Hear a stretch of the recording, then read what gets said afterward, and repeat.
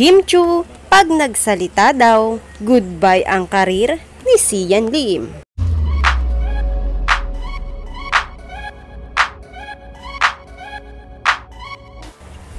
Kung magsasalita raw ang kapamilya actress at TV host na si Kim Chu tungkol sa kanilang hiwalayan ni Sian Lim, baka raw ito na raw ang katapusan ng karir ni Sian Lim.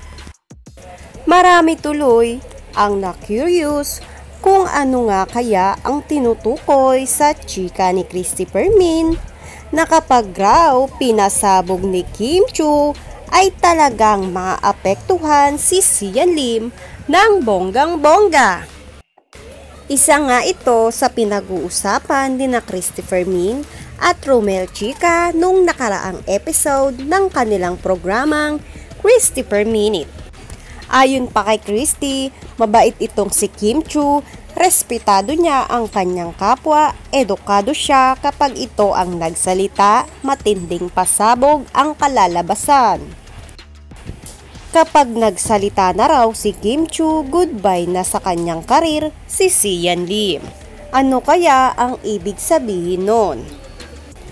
Ang reaksyon naman ni Romel Chica, nakunay, ano kaya yung sasabihin na gusto nating malaman at ipapaalam sa atin ni Kim Chu kapag nagsalita siya.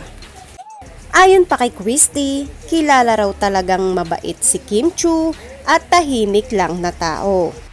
Kahit nga raw noong nag-break sila ng kanyang ex na si Gerald Anderson, ay wala siyang sinabing masama tungkol sa aktor.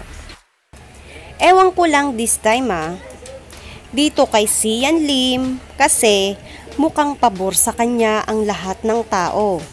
Na mabuti naman nagtanggal ka na ng helmet sa ulo. Nauntog ka na sa katotohanan ayon pa kay Christopher Min. At narito ang ilan nilang komento tungkol dito.